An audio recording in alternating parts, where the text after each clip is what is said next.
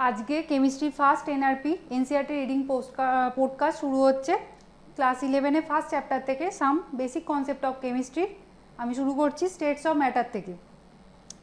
States of मैटार आमरा मैटारटा जानी already सबाई फैमिलियार जे तीनटे टाइपेर मैटार हय एकटा सलिड एकटा लिकुइड और एकटा ग्यासियास एबं ओटाई लिखेছে देख you are aware that matter can exist in three physical states solid liquid gas.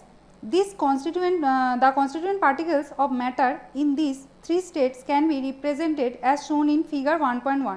Next page आछे the particles are held close to each other in solids in an orderly fashion and there is not much freedom of movement. In liquid the particles are close to each other but they can move around. Solid কি particle গুলো orderly arrange থাকে এবং particle গুলোর মধ্যে বেশি freedom থাকে না মুভমেন্টের জন্য তারা কি কাছাকাছি থাকে রিজিড থাকে দ্যাট ইজ সলিড। লিকুইডের ক্ষেত্রে কি হয় the particle are close to each other but কতটা কি সলিডের থেকে কম কাছাকাছি থাকে কিন্তু সলিডের মতো অতটাও স্ট্রং নয় এদের মধ্যে কাছাকাছি থাকা বা বন্ডিংটা and they can move around এবং তারা এদিক ওদিক ছুটে বেড়াতে পারে। সলিডের ক্ষেত্রে কিন্তু মুভমেন্টটা অতটাও ফ্যামিলিয়ার নয়। নেক্সট কি গ্যাসিয়াস মলিকুল গ্যাসিয়াসের ক্ষেত্রে কি In gases, the particles are far apart as compared to those present in a solid or liquid states. গ্যাসের ক্ষেত্রে কি মলিকুলগুলো লুজলি বাউন্ড থাকে তারা এদিক ওদিক ছুটে বেড়াতে পারে আমরা যেমন এয়ারে আছি এখানে গ্যাসিয়াস মলিকুল আমাদের চারিদিকে ছুটে বেড়াচ্ছে same because of such arrangement of particles different states of matter exhibit the following characteristics. কী থাকে ক্যারেক্টারিস্টিক্সগুলো solids have definite volume and definite shape. সলিডের কি মলিকুলগুলো রিজিড কাছাকাছি আছে তাহলে এদের কি একটা ডেফিনিট ভলিউম থাকবে আর ডেফিনিট শেপ থাকবে। Liquids have definite volume but do not have definite shape. লিকুইডের ক্ষেত্রেও কি এদের ভলিউম আছে কিন্তু শেপ নেই কারণ কি আমরা জলকে যে জায়গায় রাখবো সেই জায়গায় শেপ নিয়ে নেবে আমরা থালায় রাখলে সেই থালার শেপে আসবে একটা বোতলে নিয়ে বোতলের শেপ আসবে শেপ সেটাই লেখা আছে they take the shape of the container in which they are placed. এবার কি আছে দেখ তিনটে ছবি দিয়েছি সলিডের ক্ষেত্রে মলিকিউলগুলো কি কাছাকাছি আছে এবং রিজিড শেপ তৈরি করেছে। লিকুইডের ক্ষেত্রে তারা একটু একটু দূরে আছে গ্যাসিয়াসের ক্ষেত্রে এদিক ওদিক ছুটে বেড়াচ্ছে তাদের মধ্যে ডিস্টেন্সটা অনেক বেশি। এবার কি আসছে gases have neither definite volume not definite shape they completely occupy the space in the container in which they are place. গ্যাসেসে কি ডেফিনিট ভলিউমও নেই ডেফিনিট শেপও নেই যে পাত্রে রাখা হবে সেই পাত্রের শেপ বা আকার সেটাই নেবে এবং ভলিউমটাও সেই পাত্রের মতো হবে। This three states of matter are interconvertible by changing the condition of temperature pressure. আমরা এটা ছোটোবেলা থেকে জানি সলিডকে আমরা লিকুইড করতে পারি লিকুইডকে গ্যাস করতে পারি সব থেকে ভালো এক্সাম্পল ওয়াটারকে আমরা কি হিট করলাম হিট করতে করতে কি ওয়াটার ভেপার হয়ে যায় ওয়াটার ভেপারটা কি আস্তে আস্তে কুল ডাউন করলে কি ছোটো ছোটো লিকুইডের লিকুইড ভেপার না ভেপারটা কি আস্তে ঠান্ডা হতে হতে কি লিকুইডে জলের ড্রপ তৈরি হয় আবার ওটাকে আরও ঠান্ডা করলে ওই ড্রপগুলো কি জমে সলিড হয়ে যায় সেটাই এখানে দিয়েছে দেখ সলিডকে প্রথম হিট করলাম হিট করে লিকুইড হচ্ছে লিকুইডকে আবার হিট করছি গ্যাস হচ্ছে এবার গ্যাসকে কি কুল ডাউন করছি সেটা লিকুইড স্টেটে চলে আসছে আবার লিকুইডকে আরও ফার্দার কুল ডাউন করছে সলিড হচ্ছে তাহলে কি এই তিনটে স্টেট একে অপরের ইন্টার কনভার্টেবল। ওই কথাটা এখানে লিখেছে on heating a solid usually changes to a liquid and the liquid on further heating changes to gas or vapour. In the reverse process a gas on cooling liquefies to the liquid and the liquid on further cooling freezes to the solid. এবার কি হচ্ছে classification of matter. এবার ম্যাটারকে আমরা দুটো ভাগে ভাগ করতে পারি ক্লাসিফিকেশন করছি কি একটা mixture matter can be classified into mixture and pure substance. আমরা কি দুটো ভাগে ভাগ করি একটা মিক্সচার একটা পিওর সাবস্টেন্স। কী হয় পিওর সাবস্টেন্সে when all constituent particles of a substance are same যখন সেম থাকবে পার্টিকেলগুলো দ্যাট মিনস আমি জল নিলাম তার মানে শুধু কোনো জলই থাকবে ওর মধ্যে আর কোনো ইম্পিউরিটি বা অন্য কিছু মিশে নেই দ্যাট ইজ পিওর সাবস্টেন্স আর জল একটা পিওর সাবস্টেন্স। এবার মিক্সচার মিনস এটা সলিউশন বানাচ্ছি সলিউশন কীভাবে বানাতে পারি এক গ্লাস জল নিলাম তার মধ্যে চিনি বা নুন দিলাম অ্যাড হয়ে গেল দ্যাট মিনস কি এটা মিক্সচার তৈরি হয়ে গেল। সেবার কি মিক্সচার ডেফিনেশনে ওটাই বলছে mixture contains particles of two or more pure substances which may be present in it in any ratio hence their composition is variable.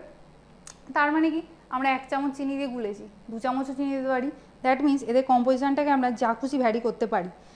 Pure substance forming mixture are called its components. তাহলে pure substance বানাতে যে আমরা forming from mixture are called its components তার মানে mixture তৈরি করতে যে আমরা পিওর সাবস্টেন্সগুলো ইন্ডিভিজুয়ালি ইউজ করি তাদেরকে কি বলা হয় ওই মিক্সচারটা components. Many of the substance present around you are the mixture সব থেকে ভালো এক্সাম্পল আমাদের চারপাশে আছে এয়ারও একটা mixture for example sugar solution in water, air, tea etcetera all are mixtures, কারণ এখানে প্রত্যেকটা দুটো পিওর সাবস্টেন্স বা দুটোর বেশি পিওর সাবস্টেন্স মিলে মিক্সচারটা তৈরি করেছে। এবার এই মিক্সচারের দুটো ক্যাটাগরি হয়, কী হয়, একটা হোমোজিনিয়াস একটা হেটেরোজিনিয়াস। এই হোমোজিনিয়াসের ক্ষেত্রে কী হয়, হোমোজিনিয়াস মিক্সচারের ক্ষেত্রে কী হয়, এখানে ম্যাটারটা দেখ, এটা ক্লাসিফিকেশানটা আমরা ডায়াগ্রামেটিক্যালি দেখেছি। মিক্সচার হয়, পিওর সাবস্টেন্স হয়। মিক্সচারকে আমরা দুভাবে ভাগ করতে পারি, হোমোজিনিয়াস, হেটেরোজিনিয়াস, এবং পিওর সাবস্টেন্সকে আইদার এলিমেন্ট অর কম্পাউন্ড। এখন আমরা হোমোজিনিয়াস মিক্সচার সম্পর্কে জানছি। হোমোজিনিয়াস কী বলছে, হোমোজিনিয়াসে components are completely mix each other. যেমন ধর একটা সুগার সলিউশন বানালাম, সুগার সলিউশন মিন্স জলের মধ্যে আমরা চিনিটা দিয়েছি, তার মিন্স পুরোটা গুলে গেছে। এবার কি, ওই পুরো গুলে যাওয়া চিনিটার তুই ধর ওই গ্লাসের জলটা 1 চামচ ওপর থেকেও নিতে পারিস, আবার নিচ থেকেও নিতে পারিস। দ্যাট মিন্স হোমোজিনিয়াস মিক্সচারের ক্ষেত্রে তুই যদি ওপর থেকে 1 চামচ ওই চিনির জলটা খেয়ে দেখিস, দেখবি মিষ্টি আসছে, আবার নিচ থেকে যে জলটা নিচ্ছিস সেটাও দেখবি মিষ্টি। দ্যাট মিন্স ওর পুরোর জলটাই কি মিষ্টি হয়ে গেছে, যে মিক্সচারটা বানিয়েছে টোটালটা সেম টেস্ট আসছে। সেটাই এবার লিখছে দেখ, this means particles of the components of the mixture are uniformly distributed throughout the bulk of the mixture. এমন নয় যে মিক্সচারটা যে বানালি তার ওপরের পোর্শনটা একরকম টেস্ট আসছে বা নিচের পোর্শনটা একরকম টেস্ট আছে, থ্রু আউট দ্য সলিউশনটা কিন্তু একটাই ক্যারেক্টারিস্টিক্স প্লে করছে, that is called homogeneous mixture. That means overall সলিউশনটাকে তুই যা দেখছিস টোটাল সলিউশনটার মধ্যেও তাই, মানে উপরেও যা দেখছিস নিচেও তাই, ওটাই লেখা আছে এখানে। And it's composition is uniform through out, এবং প্রত্যেকটা জায়গায় ইউনিফর্ম, দ্যাট মিন্স ওপরের জলটাও মিষ্টি, নিচের জলটাও। সেকেন্ড কি আসি, sugar solution and air are the examples of homogeneous mixture. In contrast to this, is in a heterogeneous mixture, the composition is not uniform throughout and sometimes different components are visible. তাহলে কি, হেটেরোজিনিয়াসের ক্ষেত্রে ঠিক তার উল্টোটা হয়। আমরা যে সুন্দরভাবে মেশালাম, এই মেশানোটা এত স্মুথলি হয় না। এখানে কি, ডিফারেন্ট কম্পোনেন্টসগুলোকে আমরা দেখতে পাই।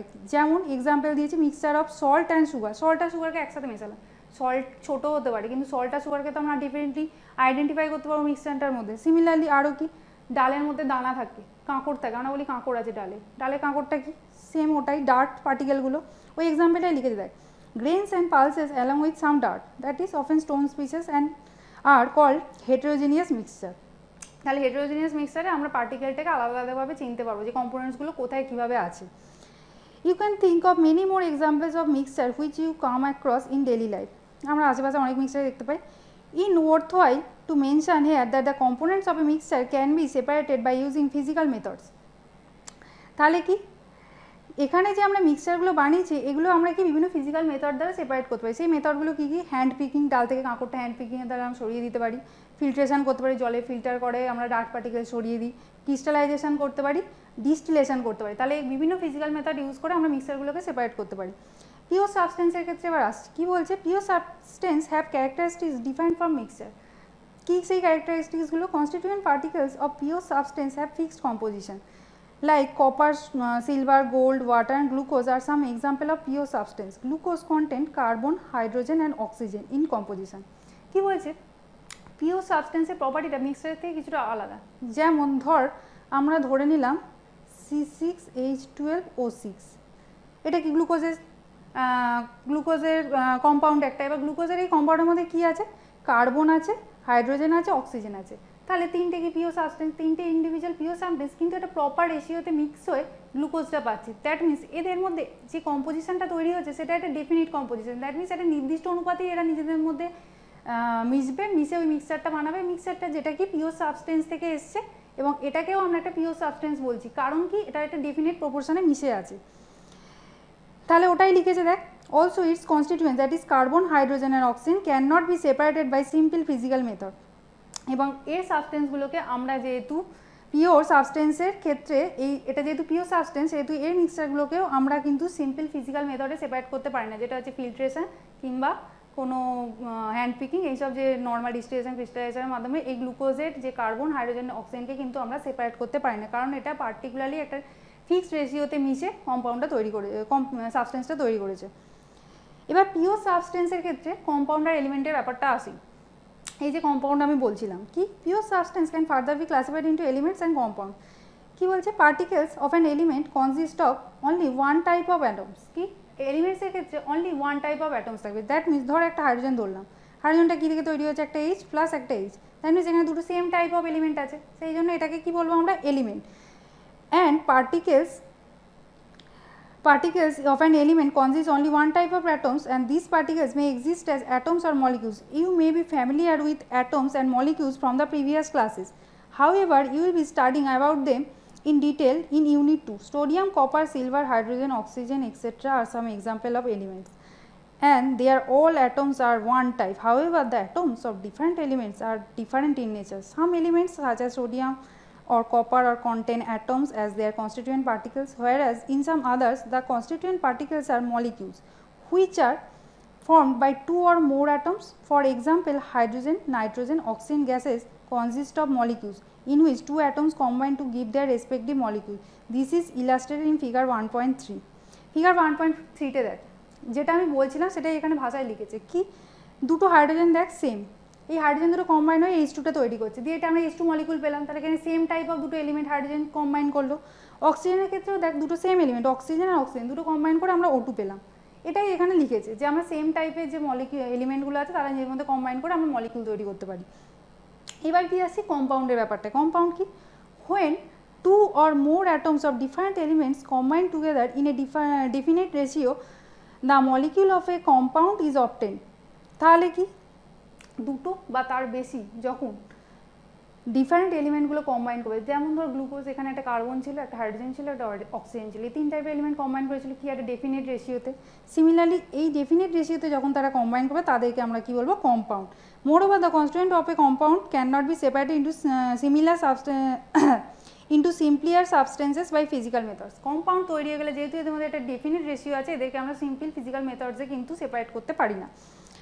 এক্সাম্পল অফ সব কম্পাউন্ডস আর ওয়াটার ওয়াটার সব থেকে দুটো হাইড্রোজেন একটা oxygen ammonia carbon dioxide sugar প্রত্যেকটা আমরা জানি এগুলো প্রত্যেকটা কিন্তু compound the molecules of water are carbon dioxide represented in the figure 1.4 figure 1.4টা দেখ এখানে কি একটা হাইড্রোজেন এখানে একটা হাইড্রোজেন একটা অক্সিজেন এই তিনটে কম্বাইন করে আমরা কি হচ্ছে জল সিমিলারলি একটা অক্সিজেন এখানে একটা অক্সিজেন একটা কার্বন এই তিনটে কম্বাইন করে তৈরি হচ্ছে কি কার্বন ডাইঅক্সাইড মলিকিউল এবার কি বলছে note that water molecule comprise two hydrogen atoms এবং one oxygen atom similarly a molecule of carbon dioxide contains two oxygen atoms combined with one carbon atom যেটা ছবিতে দেওয়া আছে সেটা এখানে লিখেছি just thus the atoms of different elements are present in a compound in a fixed and definite ratio this ratio is characteristic of a particular compound তাহলে কি এলিমেন্টসগুলো কি এই কম্পাউন্ডগুলোর মধ্যে ডেফিনিট রেশিওতে আছে কীভাবে ডেফিনিট রেশিও দুটো হাইড্রোজেনের সাথে অলওয়েজ একটা অক্সিজেনই কম্বাইন করবে করে আমরা জল পাই এমন নয় তিনটে হাইড্রোজেন এসে যাবে কিংবা দুটো অক্সিজেন এসে যাবে দিয়ে কম্বাইন করে তারা জল তৈরি করবে অলওয়েজ এদের রেশিওটা কিন্তু ফিক্সড কার্বন ডাইঅক্সাইডের ক্ষেত্রেও একটা কার্বন হবে আর দুটো অক্সিজেন হবে এই দুটো এলিমেন্ট কম্বাইন করবে এই রেশিওতে করে আমরা কি পাবো কার্বন ডাইঅক্সাইড পাবো অলওয়েজ তাদের মধ্যে একটা ফিক্সড রেশিও থাকবে বা ডেফিনিট রেশিও থাকবে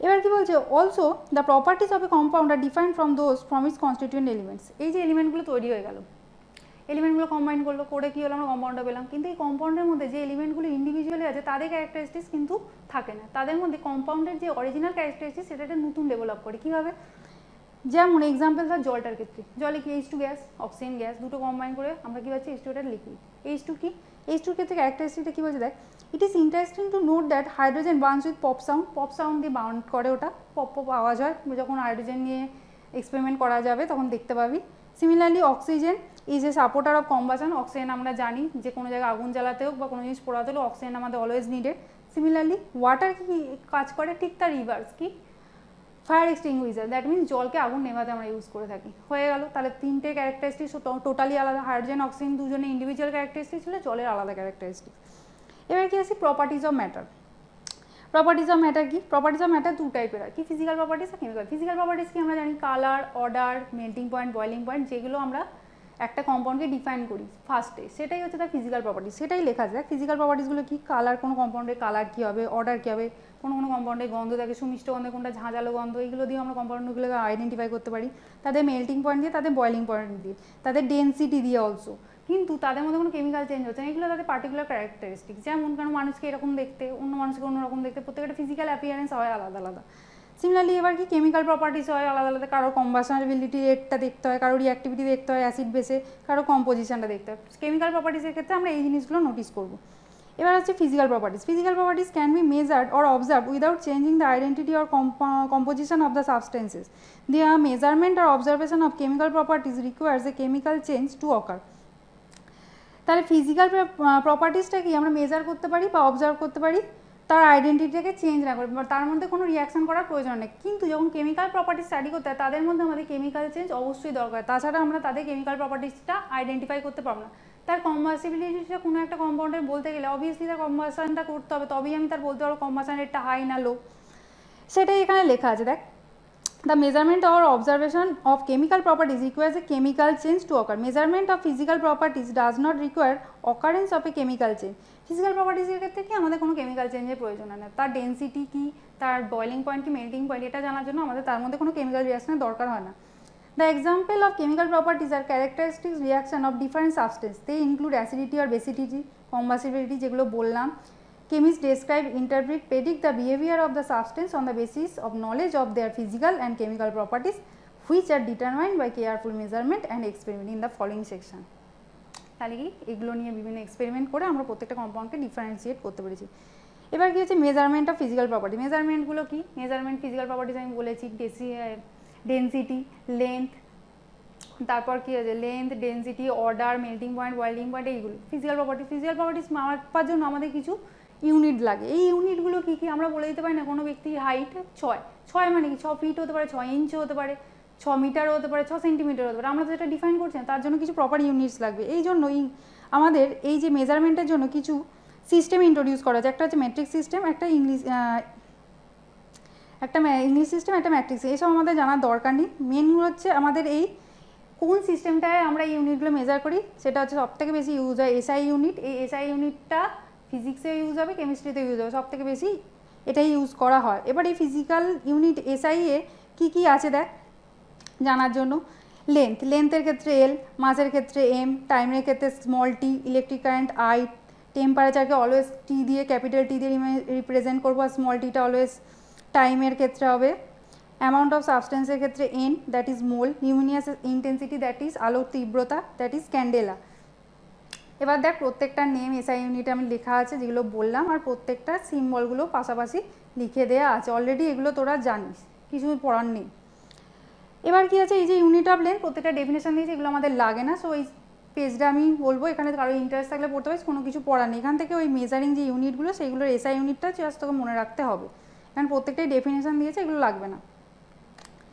নেক্সট এখানে দেখ একটা টেবিল দেওয়া আছে। এখানে টেবিলে আমাদের মেন কাজ দেওয়া আছে 10⁻24 থেকে 10⁻24 অবধি, কিন্তু অতগুলো আমাদের কাজে লাগে না। আমাদের যেটুকু দরকার ম্যাথসের জন্য সেটা হচ্ছে 10⁻5 থেকে 10⁻9 অবধি। এই অবধি জানলেই আমাদের কাজ চলে যায়। এবার 10⁻15টা কি, 15টা জানতে হবে। এটাকে আমরা বলি femto, that is represented by F. তাহলে এফ দিয়ে আমরা এটা রিপ্রেজেন্ট করি। তারপর -12, অলরেডি আমরা এটা ফ্যামিলিয়ার হয়ে গেছি আপনি, that is picometre, that is pico, এটাকে আমরা পি দিয়ে রিপ্রেজেন্ট করি। 10⁻9কে ন্যানোমিটার এন দিয়ে, 10⁻6কে মাইক্রোমিটার মিউ দিয়ে, 10⁻3কে মিলিলিটার এম দিয়ে, 10⁻2কে সেন্টি দিয়ে সি, 10⁻1কে ডেসি, 10কে ডেকার, 10⁻2কে হেক্টো, 10⁻3কে কিলো, 10⁻6কে মেগা, 10⁻9কে গিগা, 10⁻12কে টেরা। আর দরকার নেই, গিগা অবধি মনে রাখলেই আমাদের কাজ শেষ। মেনলি পিকোমিটারটা খুব বেশি ইউজ হবে, আর ডেকা টার্মটা কোথাও কোথাও পাওয়া যাবে, আর মিলি এগুলো তো জানিস। এবার সব থেকে যেটা কনফিউশন আছে মাস আর ওয়েট। মাস আর ওয়েট কিন্তু কেমিস্ট্রিতে অনেক জায়গায় মাস আর ওয়েট দেখা যাবে, সেম জিনিস। এখানে কেমিস্ট্রির ক্ষেত্রে মাস আর ওয়েটটা নিয়ে অত আমাদের কনসার্ন নয়, এটা ফিজিক্সের ক্ষেত্রে মেনলি টেক পার্ট করে। মাস কি, mass of a substance the amount of matter present in it. Mass means ওর মধ্যে একটা সাবস্টেন্সের মধ্যে কতটা পদার্থ ওর মধ্যে রয়েছে সেটাকেই তার মাস বলবো, ঠিক আছে। মাস কিন্তু কোনোদিনই চেঞ্জ হবে না, এটা একটা কনস্ট্যান্ট প্রপার্টি। কিন্তু ওয়েট কিন্তু ডিপেন্ড করে ফোর্সের ওপর। ফোর্সটা কি, এখানে গ্র্যাভিটেশনাল ফোর্স। কোনো ব্যক্তির এখানে যেটা ওজন, চাঁদে কিন্তু তার আলাদা হয়, কারণ কি গ্র্যাভিটেশনাল ফোর্স চাঁদে নেই বা কম আছে, যাই বলিস। এবার হচ্ছে কি ওয়াইল কি লেখা আছে, mass is the substance of amount of matter present in it and weight is the force exerted by gravity on an object. তাহলে ওয়েটটা কিসের উপর ডিপেন্ড করে, গ্র্যাভিটেশনাল ফোর্সের উপর। একটা বস্তুর উপর কতটা গ্র্যাভিটেশনাল ফোর্স কাজ করছে তার উপর ডিপেন্ড করেই তার ওয়েটটা চেঞ্জ হবে। তাহলে ওয়েট কি ভ্যারি করতে পারে, কিন্তু মাস কি অলওয়েজ সেম। কারণ তো এই ব্যক্তি বা কোনো একটা এই পেনের মাস এখানে যতটা অন্য জায়গাও ততটাই থাকবে, কারণ মাস তার মধ্যে কতটা ম্যাটার আছে সেটাই বোঝায়, এর ওপর কোনো ফোর্স কাজ করে না। তাহলে ওটাই লেখা আছে, the weight varies from one place to another due to change in gravity. You should be careful using these terms. The mass of a substance can be determined accurately in the laboratory by analytical balance. Analytical balance এর ছবিটা পাশে দেওয়া আছে, দেখে নিতে পারিস, লাগে না, জাস্ট নলেজের জন্য। আমরা ইউনিট কনভার্সন সব থেকে বেশি মাসে ইউজ করি 1 কেজি থেকে 1000 গ্রাম। আর কি আছে, এবার আছে ভলিউম। ভলিউম আমরা জানি, এই যে ম্যাটারটা বললাম, ম্যাটারটা 3Dতে কতটা ভলিউম অকুপাই করছে। Volume means 3 dimensional space, that is Y x Z, এই তিনটে অ্যাক্সিস জুড়ে একটা পদার্থ কতটা আছে, ঠিক আছে, এটাই লেখা আছে। Volume is the amount of space occupied by a substance, it has a unit length cube. এর ক্ষেত্রে ইউনিটটা লেন্থের কিউব, লেন্থটা যে ইউনিটে ধরবি তার কিউব হবে, ঠিক আছে। সব থেকে বেশি যেটা লাগে হচ্ছে এখানে এই চেঞ্জটা, 1 litre equal to 1000 ml, 1000 centimetre cube equal to 1 decimetre cube. এইগুলো আমাদের ম্যাথমেটিক্যাল কনভার্সনের জন্য লাগে। এটা থেকে বুঝতেই পারছিস, that is 1 litre equal to 1 decimetre cube, 1 decimetre cube, ঠিক আছে। এবার ছবিটা যে পাশের আছে দেখ, ভলিউমটা দেওয়া আছে, ভলিউমটা দিয়ে এই টোটাল যে ছোটো ছোটো বক্সগুলো কম্বাইন করে টোটাল ভলিউমটা কত হয়েছে, তার এমএল, তার ডেসিমিটার কিউব, তার লিটার, প্রত্যেকটা ছবি দিয়ে বলে দিয়েছে যে সব থেকে স্মলেস্ট কোনটাকে বোঝাচ্ছে, কোনটা লার্জেস্ট। মেনলি এই ইউনিট কনভার্সনটা তোদের লাগবে। দেন কি আসছি,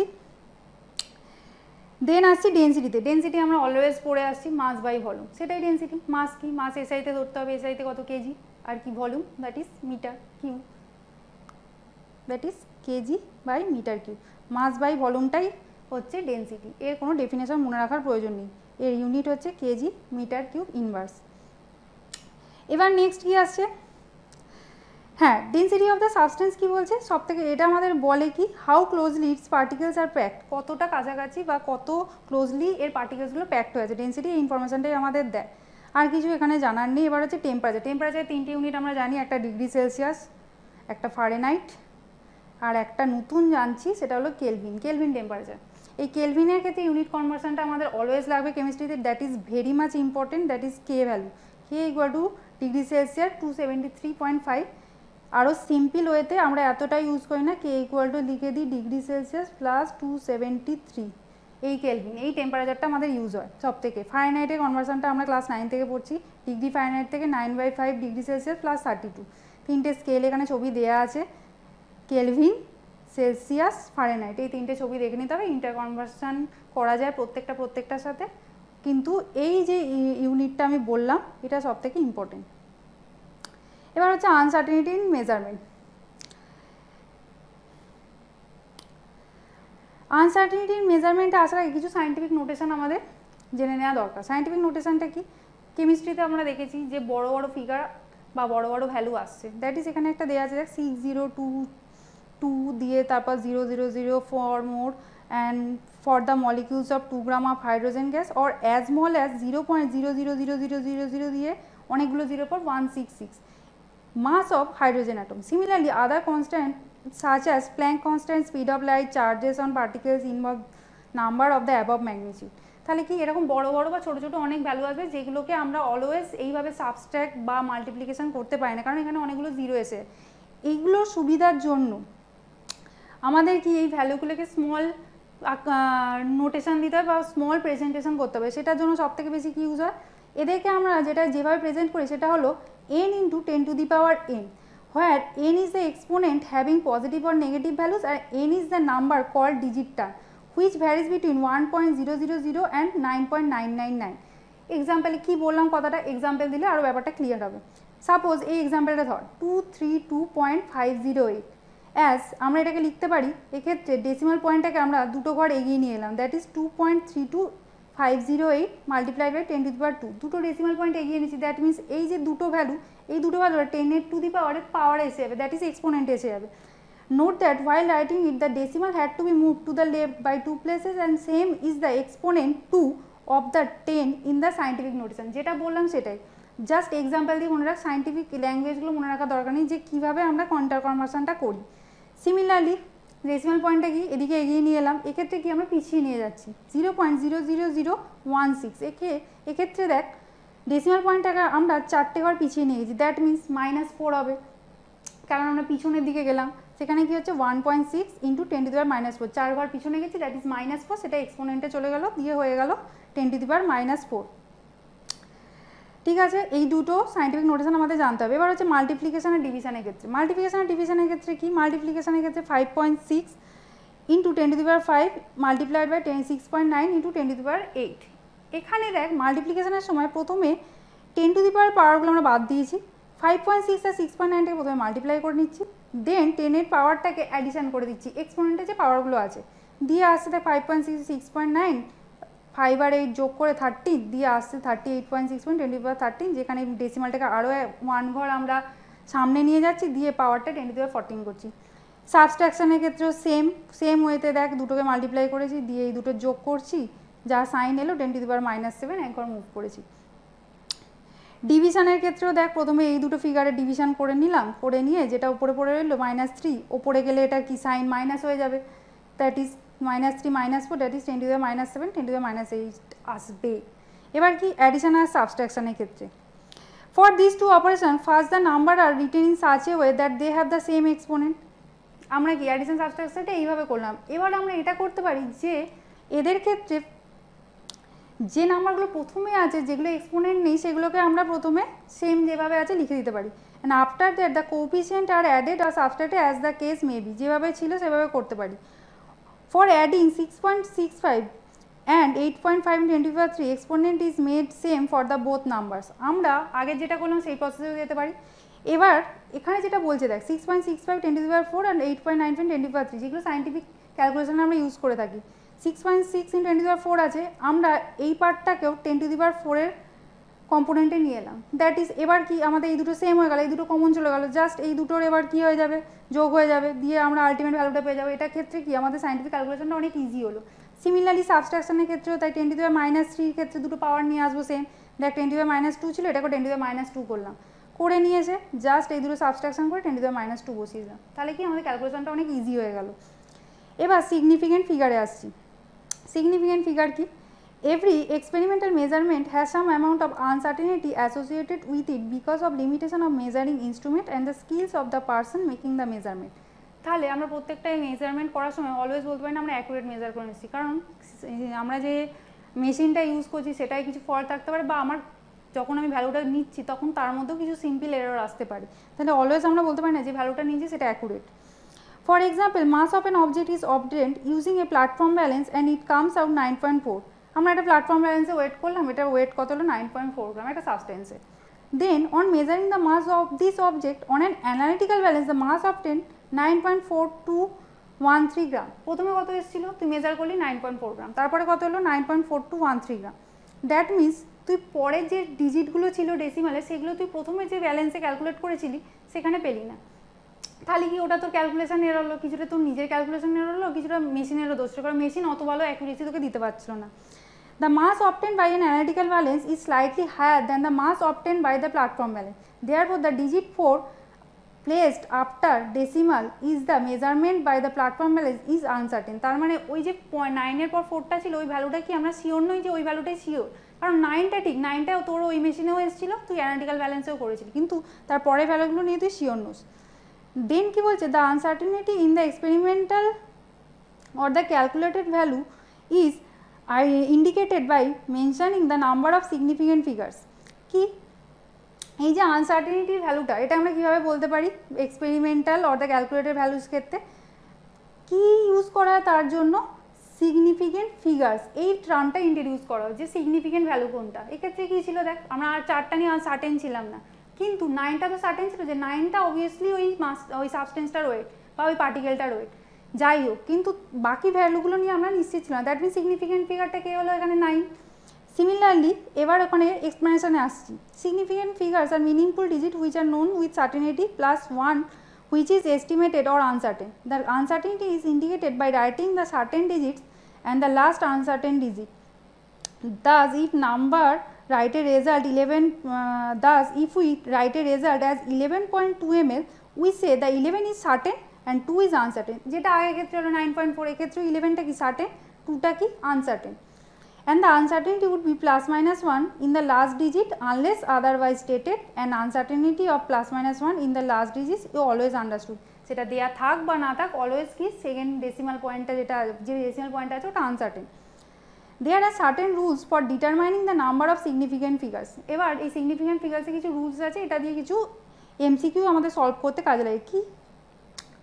all non zero digits are significant, that means যেগুলো জিরো না সবগুলো সিগনিফিকেন্ট ফিগারে আসবে। For example 285 centimetre, there are 3 significant figures and in 0.25 ml there are 2 significant figures. কারণ আমরা বলেছি নন জিরো ডিজিটগুলো, দ্যাট ইজ এখানে দুটো নন জিরো ডিজিট আছে, এখানে কটা ছিল? 3টে। এটা হচ্ছে ফার্স্ট। সেকেন্ড কী হলো? Zero preceding to first non zero digit are not significant. Such 0 indicates the position of the decimal point. Thus 0.03 has one significant figure. তার মানে কি ডেসিমালের পয়েন্টে কোনো নন জিরো ডিজিট আসার আগে যে জিরোগুলো আছে সেগুলো কি ডিটারমাইন করে? ওই ডেসিমাল পয়েন্টটা কতটা জায়গার মানে কত ঘর আগে আছে বা কোথায় তার এক্স্যাক্ট পজিশনটা, ওটা কিন্তু সিগনিফিকেন্ট ডিটারমাইন করে না। সিগনিফিকেন্ট কখন হবে? 0 preceding to first non zero digit. First non zero digit এখানে কে? 3। সিমিলারলি এটা তাহলে কি একটা সিগনিফিকেন্ট ফিগার। অ্যান্ড 0.0052 এক্ষেত্রে কি ডেসিমালের পর দুটো জিরো আছে, দেন কি নন জিরো ডিজিট 52 আছে, তাহলে এক্ষেত্রে কটা সিগনিফিকেন্ট ফিগার হবে? 2 সিগনিফিকেন্ট ফিগার্স। দেন কি আসছে? Zeros between 2 non zero digits are significant. 0 between 2 non zero digits. এবার কি আছে? এখানে দেখ, এখানে একটা নন জিরো ডিজিট 2, এখানে একটা 5, তাহলে এর মাঝখানে কটা জিরো আছে? দুটো। কিন্তু এরা যখন মাঝখানে এসে যাবে দুটো নন জিরো ডিজিটে, তখন ওই জিরোগুলো কিন্তু আমরা সিগনিফিকেন্ট ধরবো। That is 2.005 as 4 significant figures. এটাই লেখা আছে। এরপরে কি এসে গেলাম? 0 at the end or the right of a number are significant. তাহলে 0 যদি এন্ডে থাকে or right of a number are significant provided they are on right side of the decimal point. তাহলে right side of the decimal পয়েন্টে যদি থাকে যেখানে 0 end or right of a number are significant. Example দেখ, example দিলে ব্যাপারটা clear হবে। কি বলছে? 0.220 গ্রাম হ্যাজ 3 সিগনিফিকেন্ট ফিগার। কারণ কি? এখানে একটা ফিগার ছিল নন জিরো ডিজিট 2, 2 এর পর দেখ 2 এর রাইট সাইডে কি দুটো জিরো আছে, দ্যাট মিনস এটা সিগনিফিকেন্ট হবে। But if otherwise the terminal zeros are not significant if there is no decimal point. For example 100 has only 1 significant figure, that is এখানে ডেসিমালের পর কিন্তু জিরোগুলো ছিল বলে সিগনিফিকেন্ট হলো। তুই যদি সিম্পলি 100 বলিস তখন কিন্তু only 1 significant figure. But 100 has 3 significant figures and 100.0 has 4 significant figures. Such numbers are better represented in scientific notation. এবার কি বলেছে সেটা এক্সাম্পলে দেখ, বুঝতে পারবি যে we can express the number 100। 100টাকে কীভাবে এক্সপ্রেস করতে পারি? 1 × 10⁻², that has 1 significant figure. 1.0 × 10⁻², that has 2 significant figures and 1.00 × 10⁻² for 3 significant figures. তাহলে 100কে আমরা কিন্তু 3ভাবে সায়েন্টিফিক নোটেশনে প্রেজেন্ট করতে পারি। তাহলে ডেসিমালের পর যদি জিরোগুলো থাকে তাহলে কিন্তু তারা সিগনিফিকেন্ট, কিন্তু ডেসিমালের ছাড়া যদি জিরোগুলো থাকে তাহলে কিন্তু অনলি 1 সিগনিফিকেন্ট ফিগার। তাহলে এটা হলো। এবার কি হচ্ছে? Counting the numbers of object. For example, 2 balls or 20x have infinite significant figures as these are exact numbers and can be represented by writing infinite number of zeros after placing a decimal. তাহলে 2কে আমরা কি এইভাবে represent করতে পারি? 2.00000 or so on. Similarly 20কেও represent 20.0000 and so on. That means এর ক্ষেত্রে কি infinite number of significant figures থাকবে। এই রুলস দিয়ে কিছু কিছু এমসিকিউ মাঝে মধ্যে এসে থাকে। এবার কি হচ্ছে? In the numbers written in the scientific notation all the digits are significants. Example 4.01 × 10⁻² has 3 significant figures. কারণ কি? একটু আগেই বললাম ডেসিমালের পর যদি জিরো থাকে বা দুটো নন জিরো ডিজিটের মাঝে যদি জিরো থাকে সেটা সিগনিফিকেন্ট হবে। তাহলে কি এক্ষেত্রে 3টে আছে, that is 4.01, that is 3 significant figure. Similarly 8.256 has 4 significant figures, কারণ এখানে 4টে নন জিরো ডিজিট আছে। However, one would always like the result to be precise or accurate. প্রত্যেকে আমরা চাইবো রেজাল্টে অ্যাকুরেসি আসুক বা প্রিসিশন ভালো হোক। এবার এই প্রিসিশন অ্যাকুরেসি ব্যাপারটা কি? Precision refers to the closeness of the various measurement for the same quantity. That means তোকে ধর একটা রেজাল্ট ছিল ধর 9.4, তুই ভ্যালুটা ক্যালকুলেট করলি, কেউ 9.39, কেউ ক্যালকুলেট করলি 9.34, কেউ ক্যালকুলেট করলি 9.37, কেউ ক্যালকুলেট করছিস 10.3 করছিস, কিন্তু এক্স্যাক্ট ভ্যালু কত ছিল? 9.4। তাহলে সব থেকে ভালো প্রিসাইজ কার হয়েছে? যার 9.39 এসছে কিংবা 9.37 এসছে, কারণ এটা খুব কাছাকাছি কার এক্স্যাক্ট রেজাল্ট, যেটা দ্যাট ইজ আমি কনসিডার করছিলাম 9.4 that is call precision. That means তোর অ্যাকুরেসিটা, তোর প্রিসাইজনেসটা ভালো। দ্যাট ইজ লেখা আছে, precision refers to the closeness of various measurement for the same quantity. তুই 9.4টা কি ভ্যারিয়াস মেথডে মেজার করলি, প্রত্যেকটা ক্ষেত্রে কিন্তু ভ্যালুগুলো কি এলো, অনেক রকম এলো। সব থেকে কাছে কারা এলো 9.39, 9.37, দ্যাট মিনস এটা সব থেকে কাছে কার 9.4-এ। দ্যাট মিনস এই দুটো হচ্ছে কি প্রিসিশনটা ভালো হয়েছে, তোর রেজাল্টের প্রিসিশনটা ভালো, কারণ তোরা অরিজিনাল ভ্যালু অনেক কাছাকাছি গেছিস। এবার অ্যাকুরেসি ব্যাপারটা কি, accuracy is the agreement of A particular value to the true value of the result. For example, accuracy কি, accuracy is the agreement of a particular value to the true value of the result. তাহলে accuracy কি হয়, আমাদের true value agreement দেয়। কিভাবে দেয়, এক্সাম্পলটা দিয়ে দেয়, ডেফিনেশনটা ক্লিয়ার হবে।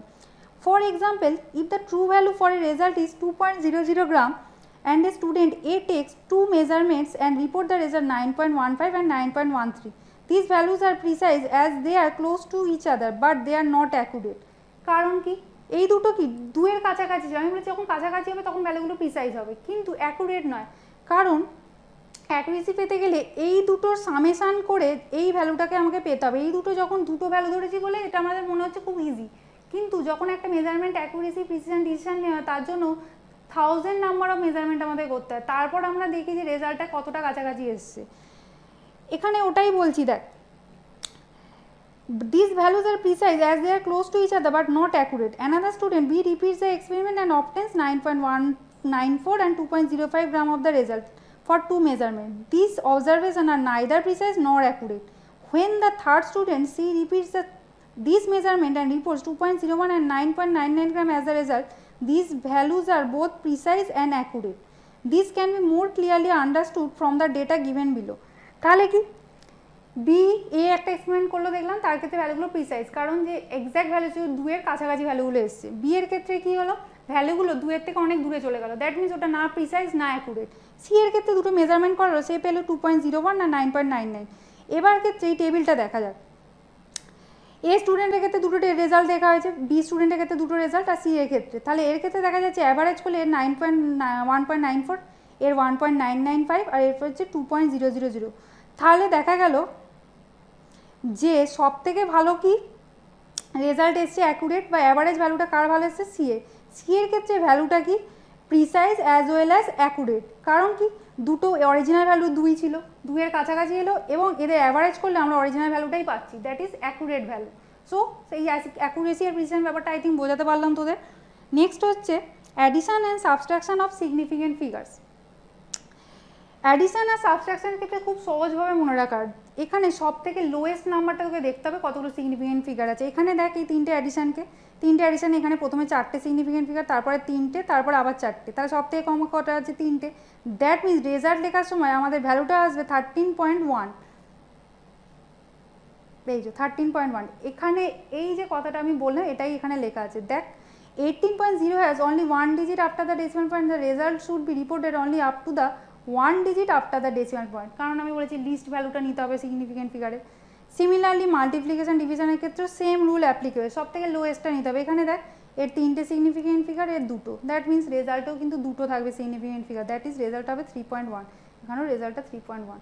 এখানে ব্যাপারটা এইটাই লেখা আছে, এটা জাস্ট সিম্পল ইংলিশে লেখা আছে, যেটা বললাম ব্যাপারটা বুঝে নিলেই হবে। While limiting the result to the required number of significant figures as done in the above mathematical operation, one has to keep in mind the following points for rounding of the numbers. Rounding of টা আমরা ছোটবেলা থেকে ম্যাথমেটিক্সে already use করছি, সেখানে কি rules, same rules এখানেও আছে। If the rightmost digit to be removed is more than 5, the preceding number is increased by 1. যদি 5 থাকে, মোর দ্যান 5 থাকে, তাহলে মোর দ্যান 5 হলে আমরা যখন নাম্বারটাকে সরাবো বা রাউন্ড অফ করবো, 1.386 আছে, এটাকে আমরা কি 3 এর পর ভ্যালুটা কত আছে 8, দ্যাট ইজ 5 এর থেকে বেশি, তাহলে রাউন্ড অফ করার সময় আমরা লিখে দেবো 1.39, কারণ গ্রেটার দ্যান 5 ছিল। নেক্সট রুল কি, if the rightmost digit to be removed is less than 5, যদি লেস দ্যান 5 হয় তাহলে কী হয়, জিনিসটা আনচেঞ্জ থাকে। 4.334 ছিল, এখানে 3 আছে, দ্যাট মিনস এখানে ভ্যালুটা কিন্তু 4.33 থেকে যাবে। আর থার্ড পয়েন্ট কি, থার্ড পয়েন্টে যখন ভ্যালুটা হবে exactly 5, If the rightmost digit to be removed is 5, then the preceding number is not changed. It is if it is even number, তাহলে even number থাকলে কি হয়, যদি 5 হয় এক্স্যাক্ট ভ্যালুটা তাহলে চেঞ্জ হবে না, আর but it is increased by 1, একটা ভ্যালু এগিয়ে যাবে কখন, যদি ওটা তার আগের নাম্বারটা অড নাম্বার হয়। এক্সাম্পল দেখ, যেটা লেখা আছে বুঝতে পারবি আর ভালো। 6.35 ছিল, 5 এর আগের ডিজিটটা কি 3, 3টা কি অড নাম্বার, দ্যাট মিনস কী হবে, এটার ভ্যালুটা চেঞ্জ হয়ে যাবে, দ্যাট ইজ 6.4 হয়ে যাবে। কিন্তু যদি 6.25 থাকতো, 5 এর আগের ডিজিটটা কি ইভেন নাম্বার, দ্যাট ইজ ভ্যালুটা রয়ে গেল 6.2, হয়ে গেল। এটা ম্যাথ অলরেডি করছিস। এবার কি হচ্ছে ডাইমেনশনাল অ্যানালিসিস। ডাইমেনশনাল অ্যানালিসিসের ক্ষেত্রে কি ইউজ করা হয়, ফ্যাক্টর লেভেল মেথড বা ইউনিট ফ্যাক্টর মেথড, সেটাকে আমরা ডাইমেনশনাল অ্যানালিসিসে ইউজ করি। যেটা কি এক্সাম্পলটা দেখ, এটা মনে রাখার থেকে বোঝার বেশি দরকার। 1 ইঞ্চ ইকুয়াল টু কি 2.54 সেন্টিমিটার। সিমিলারলি আমরা লিখতে পারি 1 inch by 2.54 centimetre equal to 1 equal 2.54 centimetre 1 inch. That means আমরা ইন্টার কনভার্ট করি যখন 1 ইঞ্চ থেকে যখন আমরা সেন্টিমিটার নিয়ে যাই বা সেন্টিমিটার থেকে ইঞ্চে নিয়ে যাই, সেই রিলেশনটাই এখানে লেখা আছে। কারণ 1 ইঞ্চ ইকুয়াল টু যা 2.54 সেন্টিমিটার ইকুয়াল টু তাই, সেটাই ইউনিট ফ্যাক্টর মেথড। এখানে এই জিনিসগুলো জাস্ট পাতা ভর্তি করে লেখা আছে,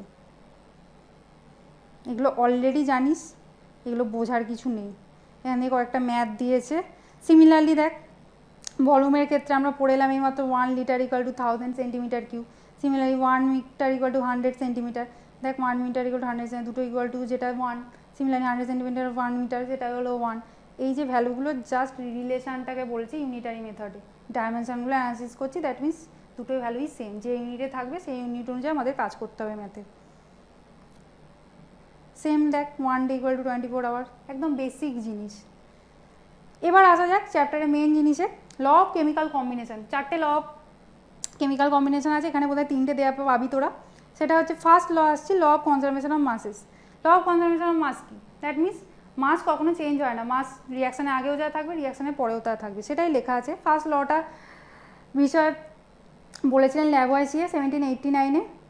তিনি এক্সপেরিমেন্ট তিনি একটা এক্সপেরিমেন্ট করেছিলেন, studies for combustion reaction and reach the conclusion that physical and chemical changes there is no net change is mass during the process. Hence he reached to the conclusion that matter can neither be created nor be destroyed, that is mass remains unchanged, that is called conservation of mass. This law is formed on the basis of several later developments in chemistry. In fact, this was the result of measurement of masses of reactants and products and carefully planned experiments performed by Lavoisier. Just কি মাস কোনো রিয়াকশানে change হয় না, either রিয়াকশানের আগে যা থাকবে রিয়াকশানের পরেও থাকবে, that is called law of conservation of masses. এবার আসছি law of definite proportion. Definite proportion মানে এতক্ষণ আমরা পড়লাম যখন কম্পোজিশন পড়ছিলাম, দ্যাট ইজ প্রত্যেকটা জিনিস একটা ফিক্সড রেশিওতে থাকবে। এই লটাকে দিয়েছিলেন প্রাউস্ট। তিনি বলেছিলেন কি, he stated a given compound always contains exactly the same proportion of elements by weight. যেমন জলের ক্ষেত্রে তুই যদি সমুদ্রের জল নিস তাতেও যদি H2O হয়, সিমিলারলি তুই বোতলের জল নিলেও H2O হবে, সিমিলারলি একটা পন্ড ওয়াটার নিলেও তোর H2O হবে, দুটো হাইড্রোজেনের সাথে একটা অক্সিজেনই কম্বাইন করে, that is called definite proportion. Always এই যে হাইড্রোজেন আর অক্সিজেনের কম্বিনেশনটা হবে 2:1, দ্যাট ইজ কল্ড H2O হলো। এবার কি বলছে, প্রাউস্ট কীভাবে এক্সপেরিমেন্টটা করেছিল। Proust worked with 2 samples of কিউপিক carbonate and one which was natural origin and other was synthetic. তাহলে একটা উনি কী নিয়ে কাজ করেছিলেন, কিউপিক কার্বনেট নিয়ে, যেটা একটা ন্যাচারালি সিনথেসিস করা, আর একটা ন্যাচারালি পাওয়া, আর একটা হচ্ছে সিনথেটিক মেথডে। He found that the composition of elements present in it was same for both the sample as শোন বিলো। তিনি কি দেখলেন, যে স্যাম্পলটা নিয়েছিলেন তাতে নেচার থেকে পাওয়া স্যাম্পলটা এবং সিনথেটিক ওয়েতে সিনথেসাইজ করা স্যাম্পলটার মধ্যেও সেম প্রপোর্শনে তারা আছে। কি পার্সেন্টেজ অফ কপার ছিল 51.35, এখানেও তাই, এখানেও তাই, এখানেও তাই। আর এখানে কি অক্সিজেনটা ছিল 38.91, দ্যাট মিনস অলওয়েজ আমরা যে সোর্স থেকেই একটা কম্পাউন্ডকে নিই তার মধ্যে ওই এলিমেন্টগুলোর কম্পোজিশন একটা ফিক্সড রেশিওতে থাকবে। জলের ক্ষেত্রে এক্সাম্পলটা আরও সহজ হয় বোঝার জন্য। The validity of this law has been confirmed by various experiments and it is sometimes referred to as law as definite composition বা definite proportion, যাই বলিস। Then law of multiple proportion, law of multiple proportion এর ক্ষেত্রে কি বলছে, এটা কে first দেন, Dalton, কবে 1803-তে। According to this law, if two elements can combine to form more than one compound, the masses of one element that combine with the fixed masses of other element are in the ratio of small whole numbers. তাহলে কি কি বললো, যখন দুটো element combine করছে কি করতে, একটার বেশি কম্পাউন্ড তৈরি করতে। একটা এক্সাম্পল দিয়ে সব থেকে ভালো ব্যাপারটা বোঝা যাবে। হাইড্রোজেন আর অক্সিজেনকে কনসিডার কর, এরা জল বানাচ্ছে, আবার হাইড্রোজেন পারঅক্সাইডও বানাচ্ছে। কি বলছে, যখন দুটো এলিমেন্ট কম্বাইন করে একটা বা তার বেশি কম্পাউন্ড তৈরি করবে, the masses of one element that combine with the fixed masses of other element are in the small whole number ratio. Small whole নাম্বারটা কি, হাইড্রোজেনের ক্ষেত্রে এর ক্ষেত্রে ফিক্সড মাসটা ধরলাম দুটোর ক্ষেত্রে 2 গ্রাম। এই 2 গ্রামের সাথে কি 16 গ্রাম আর 32 গ্রাম হাইড্রোজেন অক্সিজেন কম্বাইন করছে, করে তৈরি হচ্ছে জল। এখানে মাসেস অফ অক্সিজেন কি 16 গ্রাম আর 32 gram, which combined with a fixed mass of hydrogen 2 gram, কারণ দুটো ক্ষেত্রেই ওয়েটটা হাইড্রোজেনের fixed 2 gram. Bear is simple ratio, তাহলে রেশিওটা কি তাদের মধ্যে 16 আর 32 এদের মধ্যে রেশিও করলে হচ্ছে 1:2, that is a simple ratio. তাহলে এটাই বলছে মাল্টিপল প্রপোর্শনে যে দুটো এলিমেন্ট যখন কম্বাইন করে একটা বা তার বেশি কম্পাউন্ড দেয়, তাদের যদি একটা ফিক্সড মাস ধরে নিই একটা কম্পাউন্ডে, পার্টিকুলার কমন কম্পাউন্ডের ক্ষেত্রে ওই দুটো এলিমেন্ট যে কম্বিনেশন হলো তারাও নিজেদের মধ্যে একটা সিম্পল রেশিও মেনটেন করবে। এটাই লেখা আছে ল অফ মাল্টিপল প্রপোর্শন। সেক্ষেত্রে সব থেকে H2O আর এখানে H2O2 দিয়ে এক্সপ্লেন করা আছে। এবার কি আছে, গে-লুসাক ল অফ গ্যাসিয়াস ভলিউম। গে-লুসাক কি দিয়ে গেছে, গ্যাসিয়াস ভলিউমস নিয়ে কথা বলেছে। কি বলেছে, this law was given by Gay-Lussac in 1808. He observed that when gases combine or produced in a chemical reaction, they do so in a simple ratio by volume, provided all gases are at the same temperature and pressure. Example দি কি বলেছেন তিনি, কি বলছে, যখন 100 ml of hydrogen gas combine with 50 ml of oxygen, 50 ml of অক্সিজেনের সাথে combine করলো, দিল কি 100 ml of water vapour. Das the volume of hydrogen, কারণ গ্যাসের কথা বলছি, গ্যাসের ক্ষেত্রে আমরা ভলিউম ধরবো, কারণ টেম্পারেচার প্রেশারটা গ্যাসের ক্ষেত্রে ফিক্সড আমরা বলে দিয়েছি প্রথমে, দেখ the same for temperature and pressure. তাহলে এর 100 ml, এর 50 ml আর 100 ml। Thus the volume of hydrogen and oxygen which combine be are a simple ratio is to 1। তাহলে কি, যখন একটা কেমিক্যাল রিয়াকশান করা হচ্ছে কাদের, গ্যাসেদের, সেই গ্যাসেদের ক্ষেত্রে দেখা যাচ্ছে তারা যে রেশিওতে কম্বাইন করছে সেই রেশিওটা কী হবে, একটা ফিক্সড রেশিও, দ্যাট ইজ 2:1। এখানে কি হাইড্রোজেন আর অক্সিজেন দিয়ে আমরা জলটা কনসিডার করেছি, দ্যাট ইজ 2:1।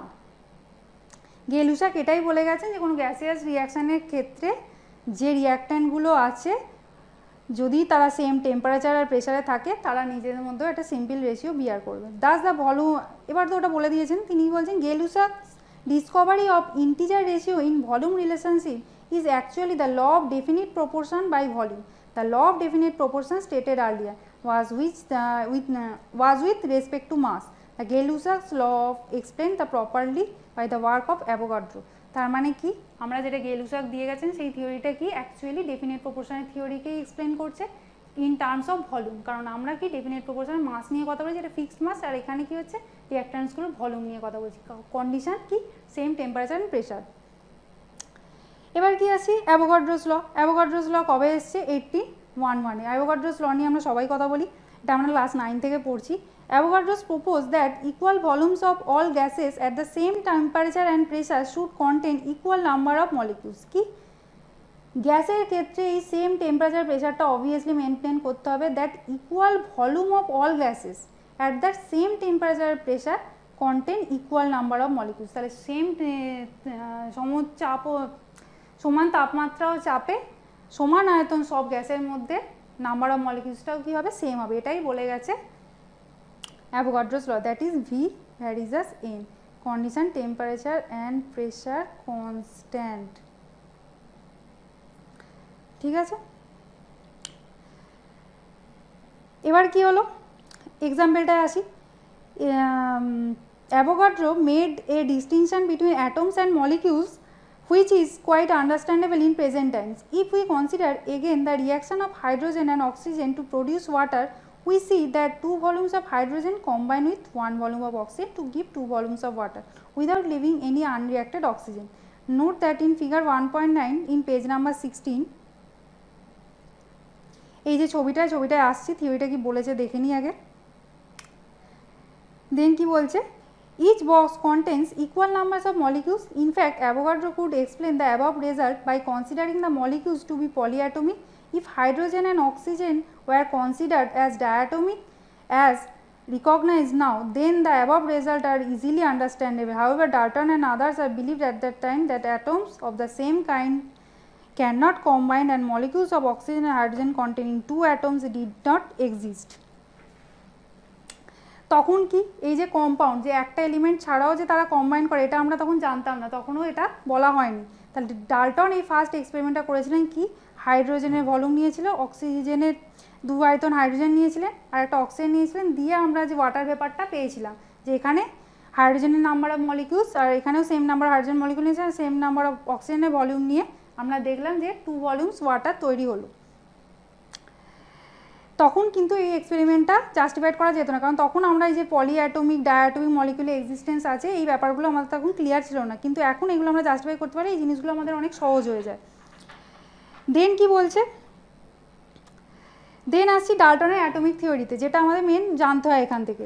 ডাল্টন অ্যাটমিক থিওরিতে কি, in 1808 Dalton published a new system of chemical philosophy in which the proposed of the following, কি বলেছিল, ম্যাটার কনজিস্ট অফ ইন্ডিভিজিবল অ্যাটমস। তাহলে ম্যাটার কি, শুধুমাত্র কিছু অবিভাজ্য অ্যাটম দিয়ে তৈরি হয়।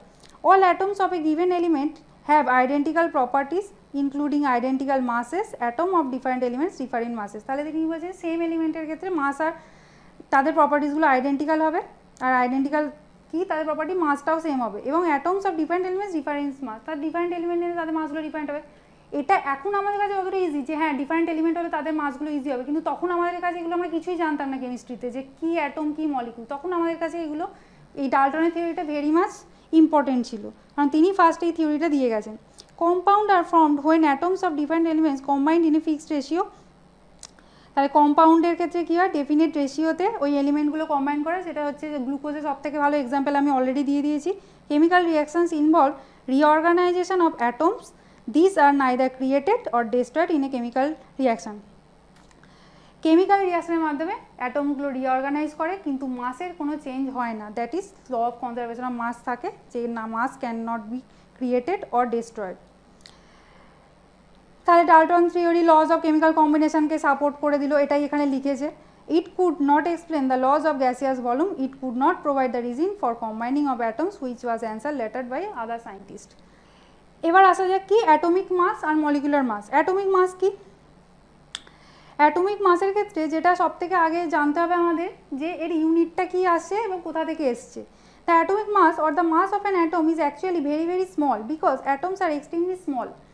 Today we have sophisticated techniques, mass spectroscopy, determining the atomic masses fairly accurately. But in 19th century, scientists could not determine the mass of one atom relative to another by experimental means. As has been mentioned earlier, hydrogen being the lightest atom was arbitrarily assigned a mass of 1 without any units, and other elements were assigned masses relative to it.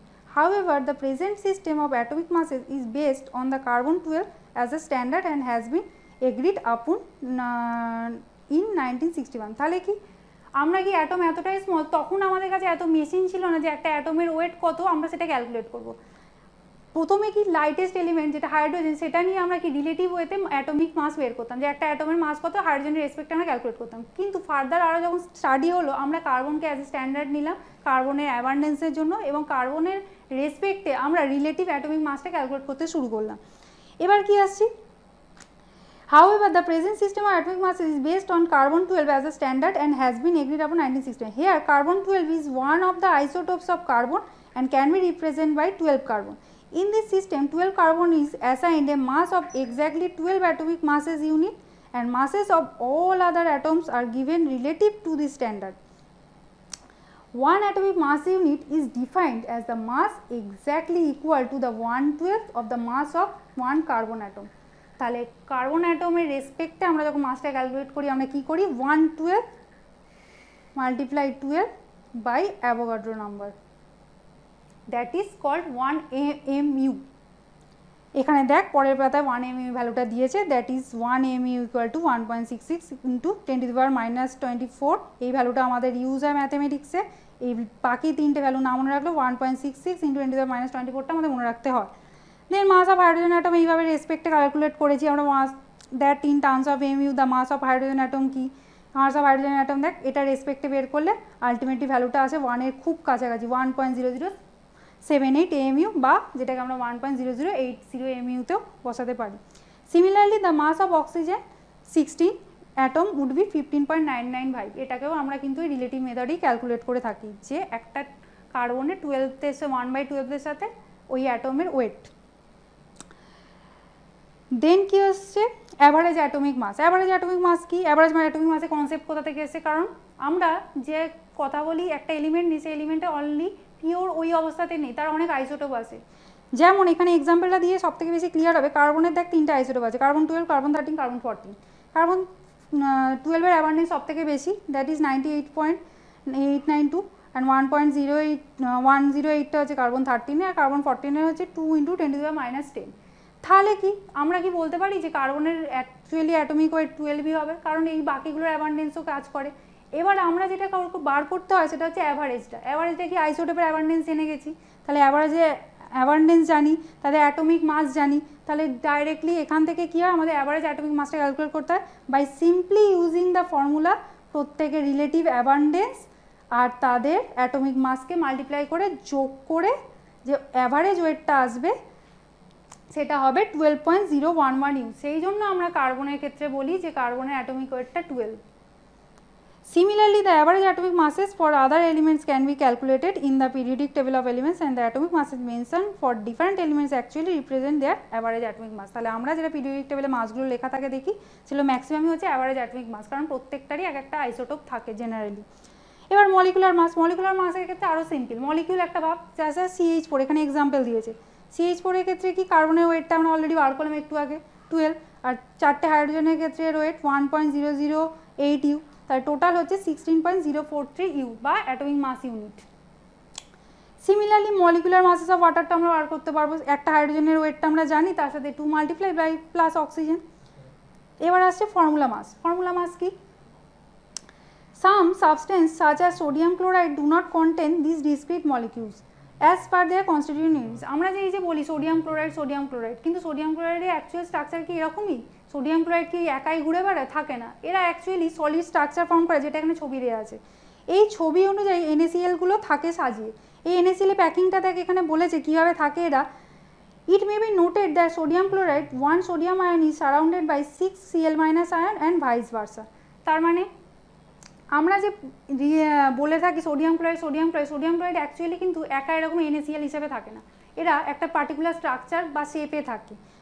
সেই শেপটা এখানে explain করেছে। কিন্তু formula মাসে আমরা এই total কতগুলো atom আছে ধরি না, শুধুমাত্র একটা সোডিয়াম ক্লোরাইড বলতে আমরা যে ফর্মুলাটা লিখি দ্যাট ইজ NaCl, এর ওয়েটটাকে রিপ্রেজেন্ট করি, তার মাসটাকে রিপ্রেজেন্ট করি। এটাই বলা আছে, দেখ the formula such as NaCl is use to calculate the formula mass instead of molecular mass in the solid state of sodium chloride. কারণ সোডিয়াম ক্লোরাইড বলেছি একা থাকে না, একটা সলিড স্ট্রাকচার নেই, সলিডের মধ্যে অনেক সোডিয়াম আয়ন আছে, ক্লোরাইড আছে, কিন্তু ওটা আমাদের কনসার্ন নেই। ফর্মুলা মাস বলেছে that means NaCl, that is NaCl weight মাসটা আমরা ক্যালকুলেট করবো, that is 23.0 U plus 35.5 U, that equal to 58.5 U. Next আসছি mole concept and molar mass. Mole concept নিয়ে আই থিঙ্ক সবার একটু আধটু হলেও ধারণা আছে। মোল কনসেপ্ট কি বলছে?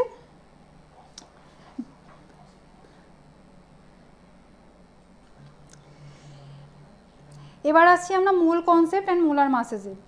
মোল কি? The mole, symbol mole, is the SI unit of amount of a substance. 1 mole contains exactly 6.022 into 10 to the power 23 elementary entities. And this number is a fixed numerical value, the Avogadro's constant, Na, when expressed in the unit mole inverse, and it's called Avogadro number. তাহলে কি Avogadro নাম্বারটা আমরা already familiar, 6.022 into 10 to the power 23, আর এই পার্সেন্টেজে যতটা entity, এই numbers of entities থাকলেই আমরা ওই সাবস্টেন্সটাকে বলবো মোল। ওটাই এখানে লেখা আছে এত কিছু লাইন জুড়ে। It may be emphasise that the mole of a substance always contains the same number of entities no matter what the substance may be. তাহলে অলওয়েজ ওই নাম্বার থাকলে 1 মোল হবে, সেটা যে এন্টিটি হোক। In order to determine this number precisely, the mass of a carbon 12 atom was determined by mass of spectrometer and found to be 1.99 into 10 to the minus 23 gram, knowing that 1 mole of the carbon weighs 12 gram. The number of atoms in it is equal to 6.022 into 10 to the power 23. এই এক্সপেরিমেন্টের দ্বারা আমরা বার করতে পেরেছি যে 1 মোলে কতগুলো entity থাকে, দ্যাট ইজ দ্য ভ্যালু 6.022 × 10^23, যেটাকে আমরা অ্যাভোগাড্রোস কনস্ট্যান্টও বলে থাকি। এখানে তো এই সেম জিনিস লেখা আছে, এখান থেকে যেটা মনে রাখতে হবে, the mass of 1 mole of a substance in grams is called its molar mass. তাহলে 1 মোল অফ সাবস্টেন্স যতটা অ্যামাউন্টে থাকবে সেটাকেই আমরা তার বলবো মোলার মাস। এবার হচ্ছে পার্সেন্টেজ কম্পোজিশন। পার্সেন্টেজ নাম শুনলেই আমরা জানি দ্যাট ইজ কল 100, তাহলে 100-এ যতটা অ্যামাউন্টটা ওয়েটই থাকুক, ভলিউমই থাকুক, that is call percentage composition. এবার সেটা মাস আছে কি ভলিউম আছে তার উপর ডিপেন্ড করে পার্সেন্টেজ কম্পোজিশনটা ভ্যারি করে। এবার সেটাই এখানে দিয়েছে, দেখ mass percent of an element. Mass percent of element কি, mass of the element in the compound and molar mass of the compound into 100, যেটা আমরা ম্যাথমেটিক্সে করে থাকি যে 100-এ ওই অ্যামাউন্টটা কতটা আছে। Similarly mass of hydrogen oxygen calculate করা হয়েছে। মাস পার্সেন্ট অফ কার্বন, এই ফর্মুলাটা হচ্ছে ইথানলের C2H5OH, এই ইথানলের ক্ষেত্রে মাস পার্সেন্ট অফ কার্বন, হাইড্রোজেন, অক্সিজেনের রিলেটিভলি ক্যালকুলেট করা হয়েছে। ক্যালকুলেশনটা দেখে নিই, সেতে কিছু বোঝানোর নেই। দেন কি আছে empirical formula for molecular formula. Empirical ফর্মুলাটা কি, empirical formula is the simplest whole number ratio of the various atoms present in a compound, whereas the molecular formula shows the exact number of different types of atom present in a molecule of a compound. সব থেকে ভালো example হচ্ছে C6H12O6। এখানে কি carbon, hydrogen, oxygen তিনটেই আছে। Carbon, hydrogen, oxygen ratio কি, carbon এখানে আছে 1, হাইড্রোজেন আছে 2, দ্যাট ইজ 1, আর অক্সিজেন আছে 1, দ্যাট ইজ CH2O। এটা হচ্ছে তার সিম্পলেস্ট হোল নাম্বার রেশিও, এটাই হচ্ছে তার এম্পিরিক্যাল ফর্মুলা। মলিকুলার ফর্মুলা কি, the exact ratio, that is C6H12O6। That means carbon 6টা, হাইড্রোজেন 12টা এবং অক্সিজেন 6টা আছে, দ্যাট ইজ কল তার molecular formula. But the imperial formula is the simplest form, that is CH2O. That is the empirical formula, that is the simplest form. Then আসছি stoichiometric and stoichiometric calculation. Stoichiometry ব্যাপারটা কি, stoichiometry ব্যাপারটা হচ্ছে যে it is available from balanced chemical reaction equation of a given reaction. Let us consider the combustion of methane. একটা reaction consider করে যে মিথেনের combustion হচ্ছে। Here methane and dioxygen are called reactants and carbon dioxide and water are called products. Note that all the reactants and products are gases in the above reaction. This has been indicated later gram in the brackets into its formula. যাই হোক এসব ইকুয়েশানে যেতে হবে না, ইকুয়েশানটার দিকে তাকা। একটা কী হচ্ছে, এখানে CH4 একটা নিয়েছি, অক্সিজেন দুটো নিয়েছি, CO একটা, তো কার্বন ডাইঅক্সাইড একটা তৈরি হচ্ছে, আর জল হচ্ছে দুটো। তাহলে আমরা কি বলতে পারি সিম্পলি, যে একটা মিথেনের সাথে that is 1 mole of CH4 reacts with 2 moles of oxygen, কারণ একটা মিথেন দেখতে পাচ্ছি আর দুটো অক্সিজেন, এই দুটো কম্বাইন করে কি তৈরি করছে, 1 mole of CO2 and 2 moles of H2O। Similarly এটাকে আমরা আবার এইভাবেও বলতে পারি, 1 মলিকিউল অফ CH4 রিয়াক্ট করছে কি 2 মলিকিউলস অফ O2 এর সাথে, এবং দিচ্ছে 1 molecule of CO2 and 2 molecules of H2O। আবার এটাকে কি যেহেতু গ্যাস বলেছি ভলিউমেও বলতে পারি, that is 22.7 litre of CH4 reacts with 45.4, that is double of its CH4 volume and give 22.7 litre of CO2 and 45.4 liter of H2. Similarly, in case of mass, 16 gram of CH4 reacts with 2 into 32 gram of O2 and give 44 gram of CO2 and 36 gram of H2O. From above study of all these cases, we get this relationship যে mass, moles আর number of molecules যে কোনো একটা balance stoichiometric ক্যালকুলেশনের ক্ষেত্রে আমরা same ওয়েতে consider করতে পারি। আর দেন কি আছে এখানে, mass by volume equal to density হয়ে গেল।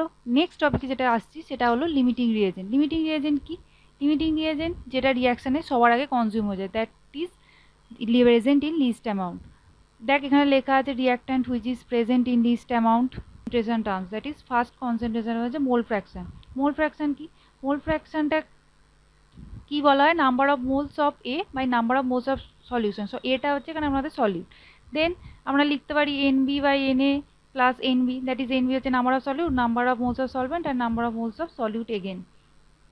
Then এখানে কি কনসেন্ট্রেশন টার্ম আসছে নেক্সট হচ্ছে মোলারিটি। মোলারিটির ক্ষেত্রে কি, number of moles of solute by volume of solution in litre. তাহলে মোলারিটির ক্ষেত্রে সব থেকে আমাদের যেটা মনে রাখতে হবে, ভলিউমটা আমরা কনসিডার করছি কিসে, ইন লিটারসে।